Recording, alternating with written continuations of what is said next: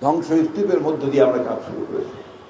আমাদের হাতে আলোতের চেরাগ নেই, সব ঘষা দিয়ে আমার সব ঠিক হয়ে গেল, এটা সম্ভব নয়। তাই আপনাদের অনুগ্রহ করে বলবো, বাংলাদেশের মানুষকে বলবো, আপনি সব সময় সঠিক সিদ্ধান্ত নিয়েছেন, এইবার সিদ্ধান্ত সঠিকভাবে নিয়েছেন। আপনার ধর্মান্ধতার বিরুদ্ধে, সাম্প্রদায়িকতার বিরুদ্ধে আপনার রায় দিয়েছেন বিএনপিকে জয়যুক্ত করে। আজকে দুর্ভাগ্যক্রমে অনেক কথা উঠেছে দেশের রাজনীতির মধ্যে বিভিন্নভাবে। একটা কথা মানুষ আবার প্রমাণ করে দিয়েছে যে বাংলাদেশের মানুষ সাম্প্রদায়িকতায় বিশ্বাস করে না। এই বাংলাদেশের মানুষ সেই শক্তিকে কখনোই পছন্দ করবে না যারা ধর্মকে নিয়ে রাজনীতির খেলা খেলে, সেটা পছন্দ করবে না। বন্ধু, এই কথাগুলো আমাদের জোর দিয়ে বলতে হবে।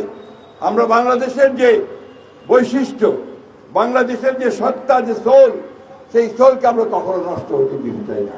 এখানে জঙ্গিবাদ, উগ্রবাদ, সাম্প্রদায়িকতা, এই বিষাক্ত বিষয়গুলোকে নিয়ে এসে আমরা বাংলাদেশকে কলুষিত করতে চাই না। আমরা সামনের দিকে এগিয়ে যেতে চাই।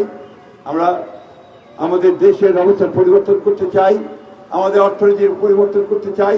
আমাদের যে এখন অসংখ্য বেকার আছে, শিক্ষিত বেকার আছে, তাদের কর্মসংস্থান সৃষ্টি করতে চাই। সাধারণ মানুষের মুখের অন্ন জোগাতে চাই, জিনিসপত্রের দাম কমাতে চাই, আরো কলকারখানা তৈরি করতে চাই। এই বিষয়গুলো করতে হয়, তাহলে পলিটিক্যাল স্টেবিলিটি, রাজনৈতিক স্থিতিশীলতা অত্যন্ত জরুরি। একই সঙ্গে আজকে যে ম্যাক্রো ইকোনমিক্স আমরা যেটাকে বলি, যে মোটকথা সমগ্র অর্থনীতি, এটাকে আমাকে সঠিকভাবে এগিয়ে যেতে হবে। প্রিয় বন্ধুগণ, একটি দেশের পক্ষে 52 বছর, 56 বছর, 57 বছর কম সময় নয়, কিন্তু দুর্ভাগ্য আমাদের এই 57 বছর, 56 বছরেও আমরা কিন্তু এখন পর্যন্ত আমাদের দেশকে একটা সঠিক ভিত্তির উপরে দাঁড় করাতে পারিনি। আজকে সকালে আইনুল নিশাত সাহেব খুব সুন্দর কথা বলছিলেন। বলছে যে আমেরিকা এবং মেক্সিকোর মধ্যে তাদের নদী নিয়ে একটা সমস্যার সমাধান হয়েছে, কিন্তু হয়েছে সেটা 150 বছর পরে। 150 বছর সেটা নিয়ে যুদ্ধ হয়েছে, গোলমাল হয়েছে, কিন্তু আলোচনার মধ্যে শেষ পর্যন্ত 150 বছর পরে সমাধান হয়েছে। আমরা আশা করব, ভারত আমাদের প্রতিবেশী, সবচেয়ে বড় প্রতিবেশী। আমরা প্রতিবেশীর সঙ্গে কখনোই ঝগড়া বিবাদ করে দিয়ে যাওয়ার পক্ষপাতী নই, আমরা যেতেও চাই না। কিন্তু যখন আমার সীমান্তে গুলি করে হত্যা করা হয় আমার নাগরিকদের, তখন সেটাও আমরা মেনে নিতে পারি না।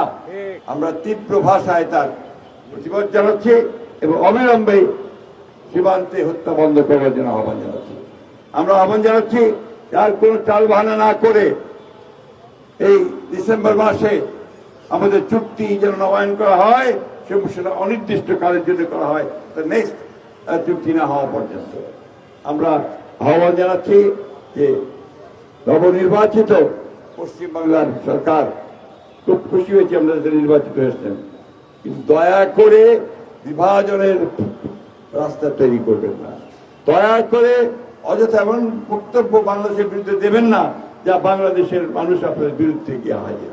আজকে যে সমস্ত বক্তব্য প্রচারিত হচ্ছে, এই বক্তব্যগুলো কিন্তু একটা সুসম্পর্কের জন্য খুব একটা ইতিবাচক নয়।